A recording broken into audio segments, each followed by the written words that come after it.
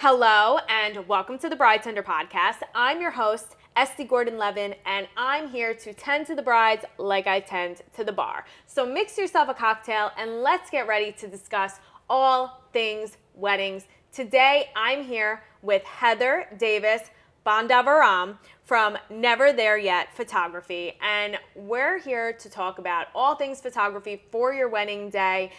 You know, the good, the bad, the ugly, the things that you got to know, and the timelines you really have to adhere to. So first and foremost, Heather, thank you so much for coming on the podcast today. So I was so thrilled and honored when you asked me because you're amazing. You're awesome. I've admired you from a distance for a long time, and then I admired you closer. And then you asked me, and I was so thrilled. So thank you.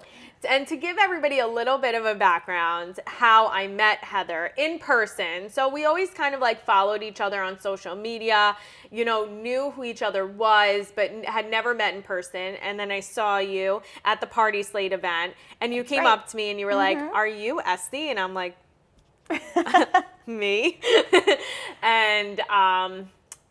And that was it. It was love at first sight. So that's right. And here we are. I wasn't going to pass that up.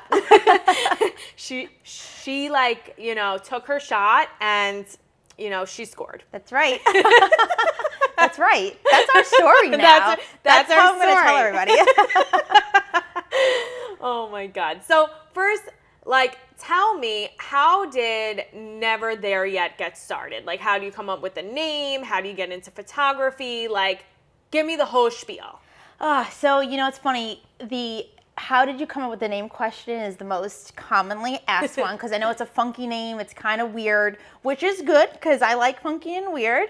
So simply put, if you want the real story, it was 10th grade computer class.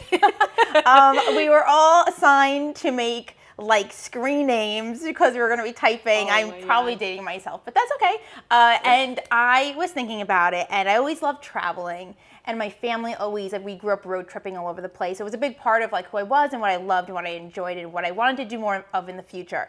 So, you know, like the kind of like Americana like phrase of like, are we there yet? It's kind of like the road trip, you know, phrase, right? Yeah. It was kind of like a knockoff of that.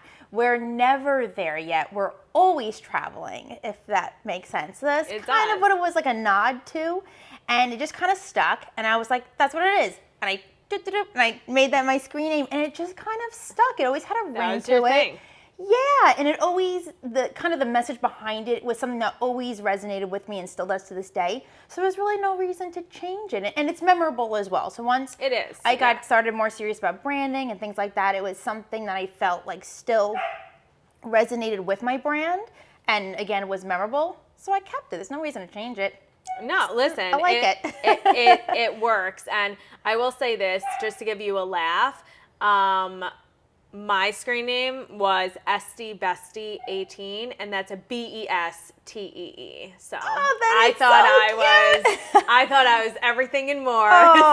So clever. Oh, that was a good. I'm so glad we got an opportunity to bring that up because that's too good to not tell people about. I'm sorry. That's too adorable. You know, it's funny when you think of like what people had for theirs during that time, and I thought like, that was so trendy. That was so cute of me. That is really cute. So, I mean, but that's like back when people were using AOL, which then moved to AIM, and we've come a really long way. That's right. We have. A long way. From a shared computer with your whole family to now having access on your phone everywhere. So, you know, we all have to start somewhere. That's right. And some things don't change, like our screen names, apparently, like in my case. Yeah. So now you kind of work all over. You go to Long Island, you go to Manhattan, you go to New Jersey, and like you're meeting with brides and grooms and all different couples from all over. What do you think is important? Because I feel like being on the planning side and the catering side of things, a timeline is extremely important. Yes. And one of the things that I notice with a lot of clients is they don't want to like either, I don't know if like they don't want to pay for the upcharge or they don't want to spread it out correctly with the photography and what needs to be done. and then they have regrets that they don't have certain shots.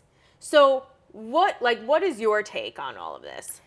I would say I couldn't agree with you more. If any of my brides ever see this or will see this, they know that Heather is a stickler to her timelines. I clutch it in my hands the whole day of the wedding. It's in my back pocket. Everyone's got copies of it. The timeline is the backbone of the day. That's really the best way to describe it. It is the backbone of the day. And the most common, to kind of respond to what you were bringing up, the most common thing I would say couples will mention to me is, oh, we don't want to leave a big gap because we don't want our guests to, have a long gap in between. There's nowhere for them to go. It's more out of a concern for their guests, which is a good way to think, like the guest experience and how important that is on the wedding day. I will say that with everything, especially you being on the planning end, there are ways to solve these things. And a big one that I've seen couples do, which is amazing, is, they'll do, and you could probably speak to this more, but they'll have like a little plan of like cute things to do in the area, or they'll even provide an activity or entertainment, depending, of course, on the course and the flow of the day. So there are ways to solve that. We would never want the guests just to be left, wondering what to do for 3 hours. And that's why you have a planner, because they will help plan those things out. And I've seen it done amazingly where the couple filled in those gaps, if you will, with things that were part of the story of the day, which, some things that were related to the area, related to the theme of the wedding. But definitely I'm big into lots and lots of time. I always tell people that, my tool bag is my lenses and all the stuff that photographers need, but time is part of my tool bag. And if it's a tool that I don't have, I can't give you what you see in my work. And that's why I'm there. I have one job to do. So that's part of one of the tools that I need is time. One of the things is with such large bridal parties or things like that, it's a big getting ready period.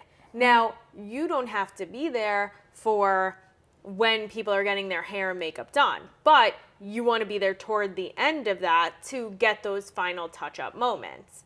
Now, if you have a big bridal party or even a small bridal party, it really doesn't matter the size.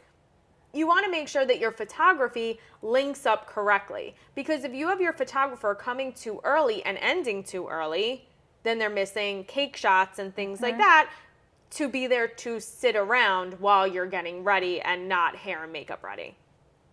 So, needless to say, the timeline is the most important aspect of your wedding day for everything to run smoothly. And, in my opinion, the photography is, if not the most important, one of the most important aspects of a wedding day, because it's the only thing that you have left at the end of the day. It's true. It's the only memories that you are going to see are in those photos. So,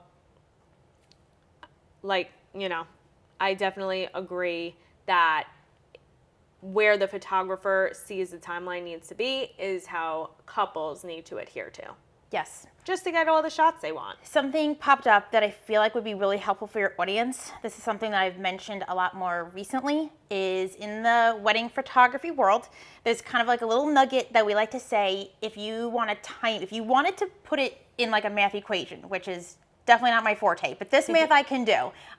We usually say for like group photos, like especially at the reception, like if you're doing special groups or family groupings, 2 to 3 minutes per photo. So if you time that out, like let's say you had 20 family group photos that you wanted to do 20 times 3. What is that? An hour. Yep. Exactly. And on paper, when you think about it, 20 groups, it's not that crazy. You could easily get to 20 groups with different families and blended families and whatnot. But do you really want to give up an hour? That's probably not what you bargained for. It was trading in 20 photos for an hour of your reception. Absolutely not. So that's just something to think of as you're making your list.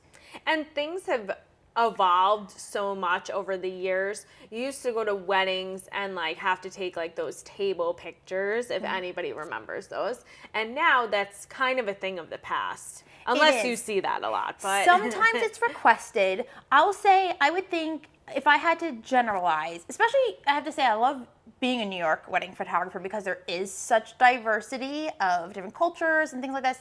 I'd say there's certain cultures that have more of an expectation of that, but not that the couple has to adhere to it, because there's plenty of times the couple is expected to do it and they don't, and then they end up not doing it, which is fine. But you are correct. Generally speaking, those things are a thing of the past. The really important photos are the ones that you'll have the family come there earlier for those pictures, so you're not pulling them away from the party that you spent so much time planning. Yeah. I'm sure that just like I've seen this on my end, that you've become like a therapist for most of the couples that you see, because you're trying to meet everybody's expectations, make everybody happy, and we all know how tough that could be in this industry. As a vendor, it's so tough sometimes to kind of like navigate all the personalities that are involved.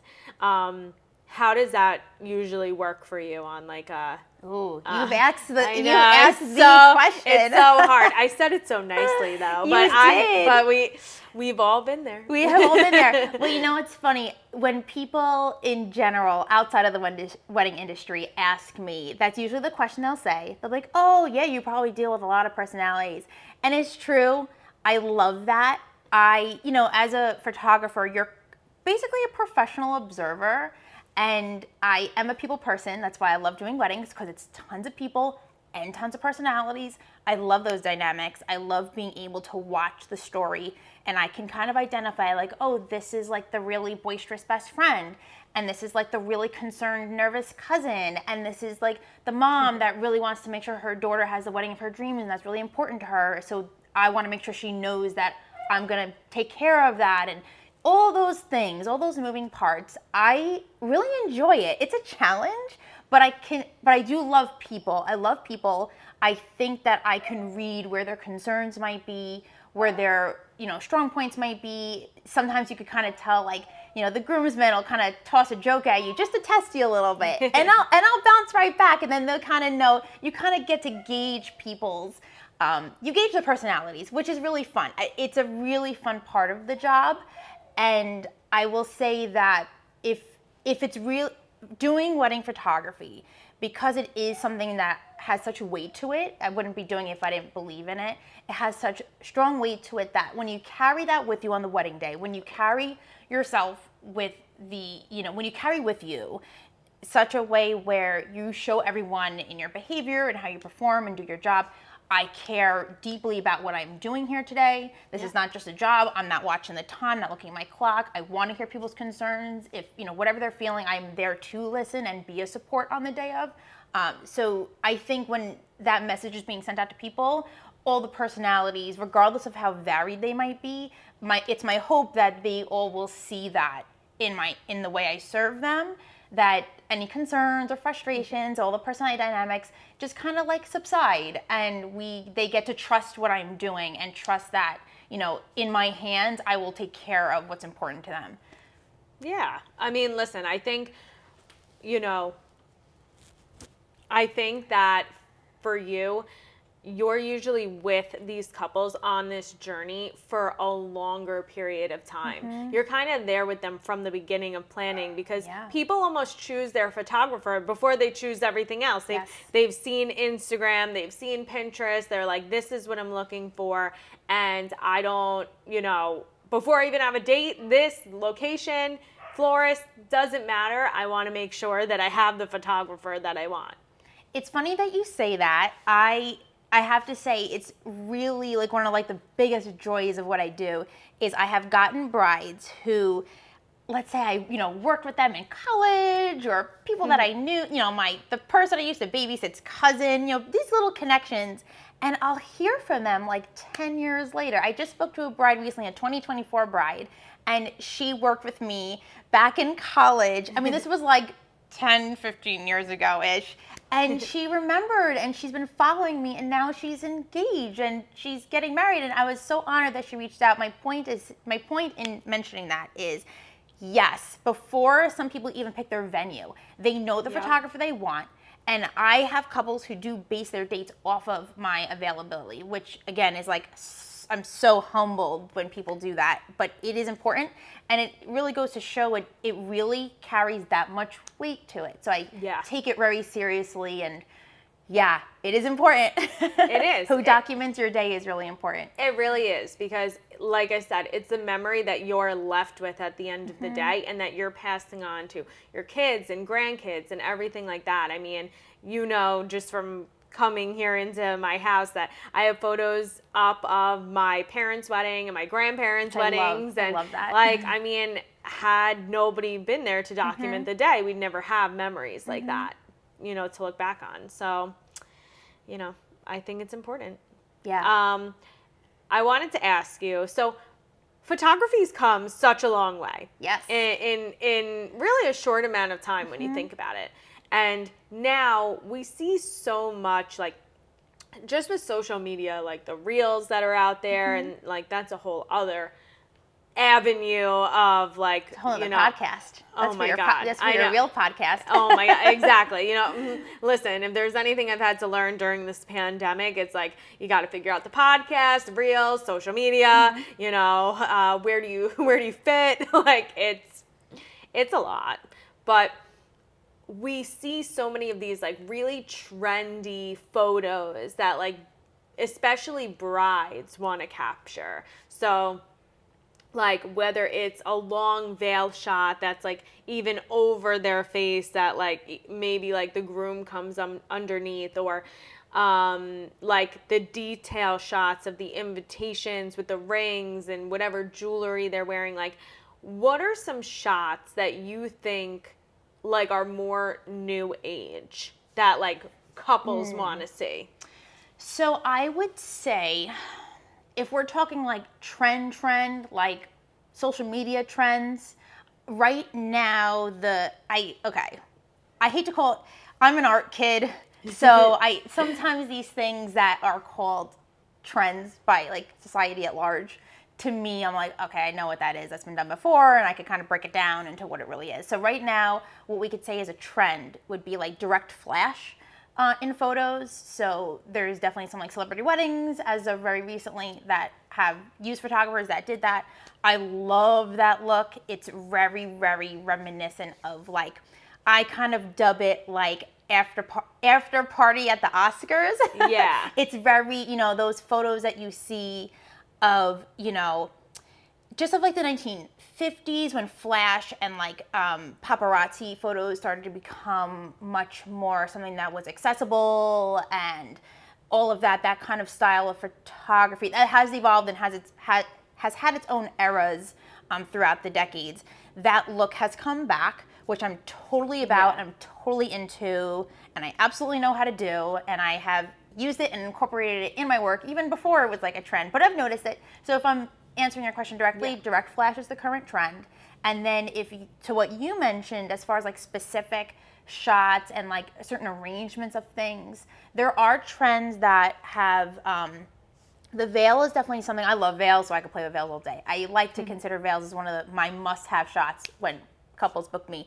But I would say, in general, as long as the photo is beautiful, I'm happy to do it. I like the fact that things are trending. To me, it only speaks to how important photography is. Like, that, the fact that if a bride or whoever it is, the couple sees an image. I have grooms that request things too, by the way.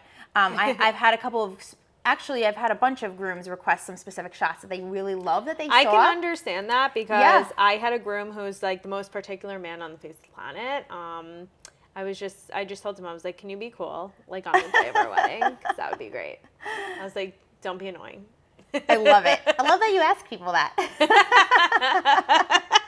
Yeah. So whoever the couple is, then they ask for the requested shot. As long as it's something that's within, like, my aesthetic and I think I could do it well, I'll do it. I'm happy to do it. I always tell my couples, if it gets us from, like, A to B, let's do it. I want to create a bridge to get there. The more I can kind of dig into their minds. I say, send me your Pinterest board. I know it's a big debate. Photographers hate Pinterest boards, but I think they're helpful. I think they're helpful. I know it's an unpopular opinion. I think they're helpful. because it gives me an insight into what my couple finds beautiful. Because that's what matters. Right. Everybody's vision is different in the sense that some people like that like lighter, whiter, bright photography, and others want that darker, moodier look. Kind of what you were saying with the flash photography before is that, and that's almost a whole other separate thing. So everybody has different visions of what it would look like, and you can really tell from someone's Pinterest board what they're looking for. Whether, Absolutely. you know, in their like photography, in their florist, and, you know, in the venue, like everything that it looks like. It's very rare. Yes, we come across couples who have no clue what they want, but it's very rare that you come across a couple that doesn't at least know one thing that they want. Absolutely. Very, very rare. People have at least an idea on something. Yes. I would say, and I'm sure you could speak to this as well, I think part of what us as wedding vendors are here to do for our couples is to help them put like words and language to what we do. So like, let's say if someone says, which a lot of people do say, I don't really know what kind of photography I like.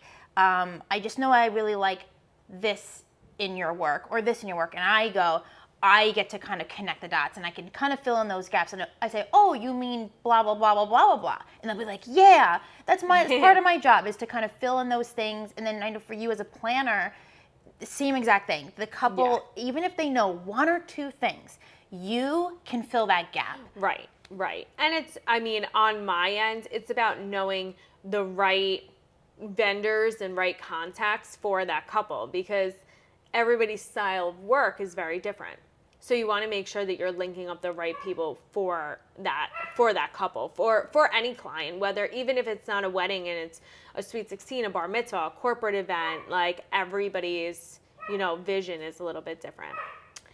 So let's just like talk, because you're like somewhat newly married. I know 5 years. Yeah. So it's not brand new, but you're still in that newer phase. It's the last chapter of new. It's the 5-year mark. Is that what it is? I think that's the rule. I'm really in like the new. You're new now. Yeah. Yeah. And it's like, here's the thing. Like people always say, like, oh my God, you're like in this honeymoon phase. But like now I'm like in this like real like married phase. And I'm like, oh God, like, I'm like, am I even good at this? Probably not. I'm like, I'm not like so like Mrs. like wife. But here we are, we're trying.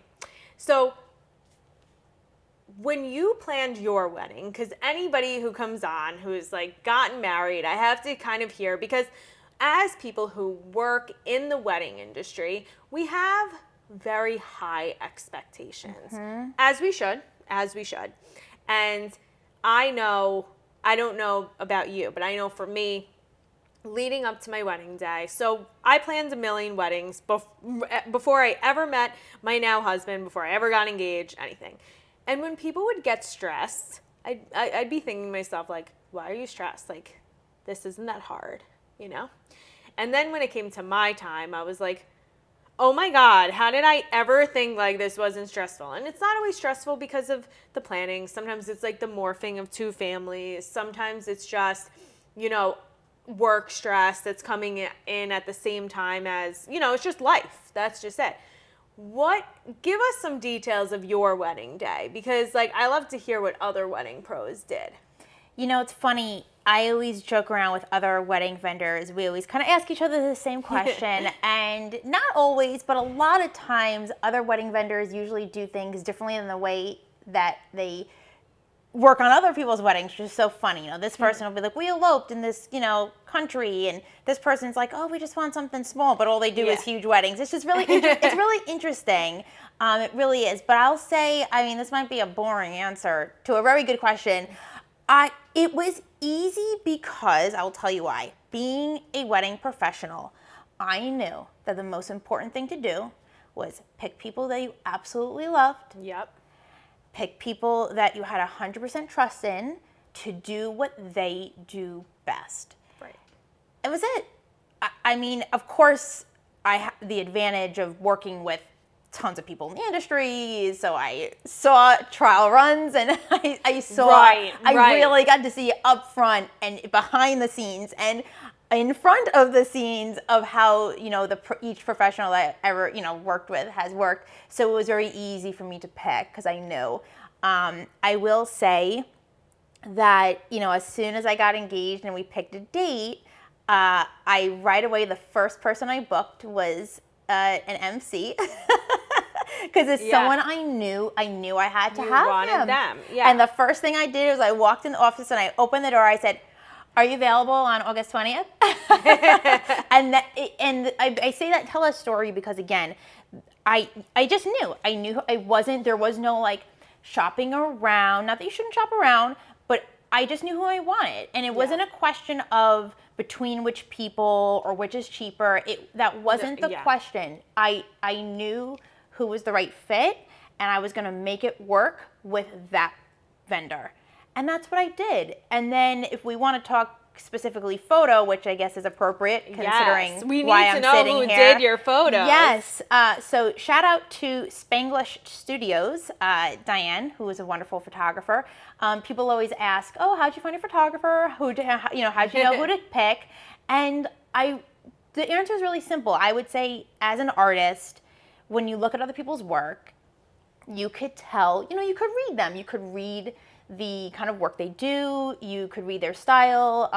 It was easy. It was easy because I loved what she did. I loved the artist that she was. And even when we spoke and I met with her a few times because she was wonderful and we wanted to get to know her just as a person, and that was really important, and we loved her as a person. She would ask me, because she was a little nervous. She told me, she's like, "I haven't shot a wedding photographer's wedding before." She says, "I'm a little nervous." I said, "No." I said, "You do you." I said, "I love what you do." I said, "Have fun. Don't hold back.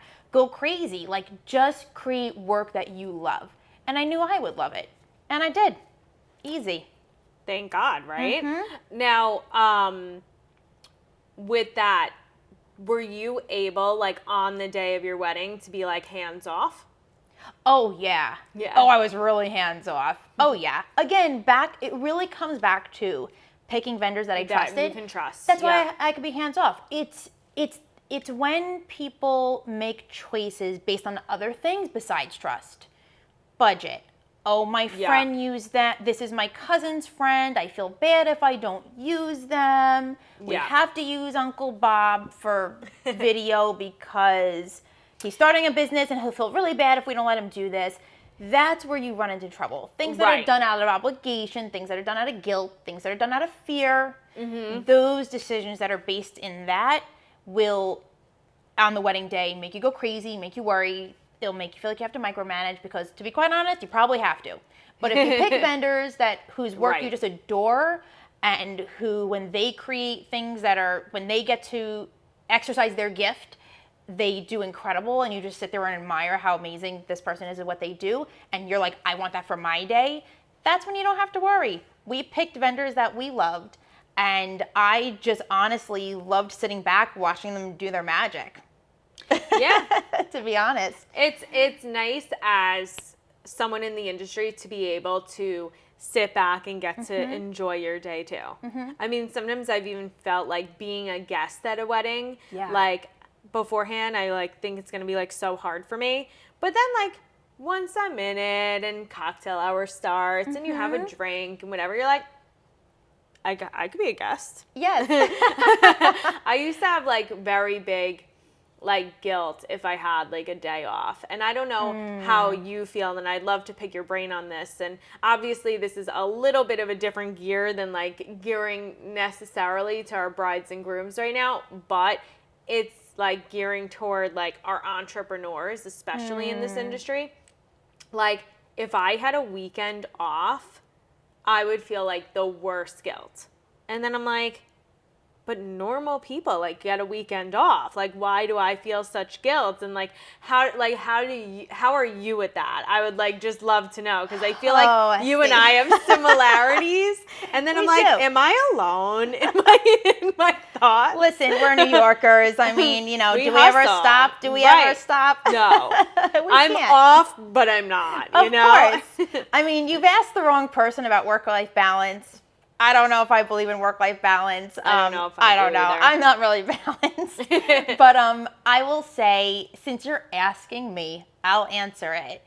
I don't really take time off, but I'm not going to sit here and tell you. I'm just going to be honest. I'm not going to sit here and tell you that I have this like perfectly planned out, like, you know, 5-year plan, and I take time off and these are my work hours. I will just tell you, I will answer texts at 2 a.m. Is it healthy? No. I'm sorry, folks at home. If you came here for like,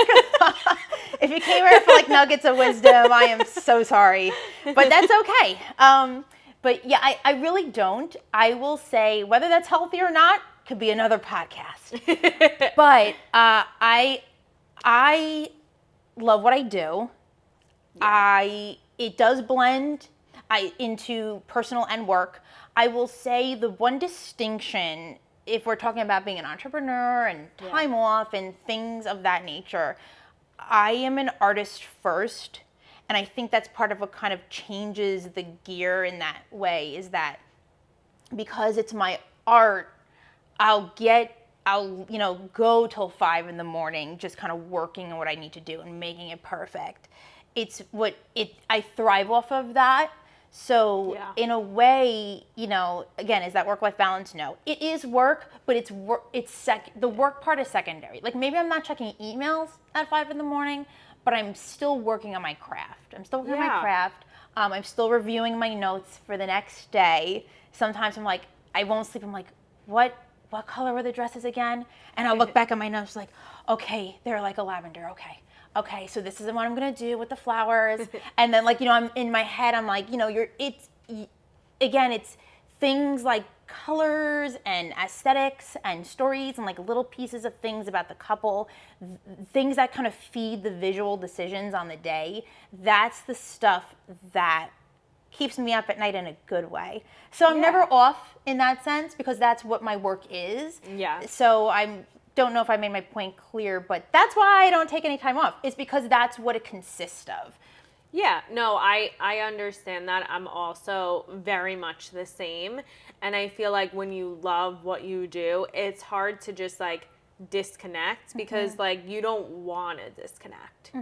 You know, like people who are like, oh yeah, like I go on vacation. I'm like, I go on vacation, I'm still thinking about what I'm doing. Oh yeah. I'm still like thinking about whatever couples I have coming up and certain things going on. And like, especially here in New York, you know, we have a prime season, and our prime season is like end of April through very beginning of November, and that's our prime season. And it's big. That's a big time frame of being busy. We all know here in New York in the winter, we're a little bit slower. You have a little bit more time to unwind, so to say. But that's like for me, that's when I'm focused on like, what can I build like content wise for the podcast? Who can I interview? I have like, there's time now that people like have time, so I can get other vendors on. Like, I'm still thinking about like the wedding business, but like in a different avenue during that time. Yeah, you're focused on the, you know, they always say that distinction between, you know, working in your business and working on your business. Yeah. That is an important shift. And there are times to do that. I will say, I'm forgetting this because of course I don't even think about time off. I do take off winters. That's something I've been doing the last like 3-4 years. Oh wow, yeah, that's great. Yeah, I always took off February, and now this year I'm taking off like January, February, March. Because that is New York slow season. And because I'm New York centric or tri-state area, that's my zone, it makes sense, as opposed to like a destination photographer where it would be a little bit different. Yeah. Would you ever do a destination wedding? Yeah. I don't market myself that way. I do love this area. I think it's my specialty. I think it's what I know best. I think I understand the larger story surrounding this area. Again, just the so many different cultures, and I'm just familiar with all of that. I think there's something really special about this area of the world in that regard, which I really love. But I have done smaller destination. Did Costa Rica. Very nice. Yeah, California, if you want to call that destination. Yeah. It's getting away, right? Yeah, Seeing it's still somewhere a flight. different. It's still having to be flown out Right. and staying the weekend. Where do you see, like, what's next for Never There Yet? Ooh. Like, what are other things that you may be thinking of, or if you have any passion projects, and if you want to save those for yourself, I get that too. I share. You share? Yeah, I know. why not? I'm an open book over here, but then I'm open like, book. not everybody is. Yeah, So- there's nothing to hide. So I have been working on building my boudoir division of my company. Love that. Yeah, it's called Many Crowns Boudoir. It's really fun. I've done boudoir all along, but I never really marketed for it. It was something that was more if it was asked. I kept it to just brides that were booked with me. But now we're opening up to more people. The word has gotten around, but I'll be officially launching the website probably in the winter time. But course. that's on the horizon. And then as far as weddings go, I've been, like most photographers, I think, in the industry kind of like to do as time goes on, your style evolves and it kind of, the voice gets like honed a lot more. And there's things that I've really committed to myself visually that I want to continue on in long term, as opposed to it being something that maybe I was experimenting with. Right. So I guess you could say my visual voice has gotten clearer, and that's something that I want to kind of pursue more. I guess that's next on the horizon. Kind of abstract, but that's okay. Yeah. We're making art here, so We're it's all right. making art. We're making art. We're artists. Not everybody has respect for the art, like my dog downstairs who that's continued right. to whine. She's got no respect. Aw. But she just like wanted to be part of the video. It's She fine. did. She takes after her mother. Aww. Well, Heather, first I want to thank you for coming on the podcast today because, one, it's been a long time coming. I feel like It since has. I met you like in person back in February, I feel like I've been dying to just like sit down with you, pick your brain. I feel like we had that lunch that time and we were there for like 4 hours and it was just meant to be. It was a friendship that In was Little meant to Italy. be. I mean, that's In Little romantic. Italy. That was our first It was romantic date. and we were the only people there. We were the only people there for 4 hours. It was meant to be. So, first, thank you so much for coming on today. My pleasure. I'm looking forward to just like a fruitful like friendship as well as being able to do a lot of business together for the next million years to come. If you guys aren't already following Heather on Instagram, please go follow her at Never There Yet and check out her work, check out her website, see about booking Heather for your special day or, your boudoir session because, if you want like a little like Next podcast.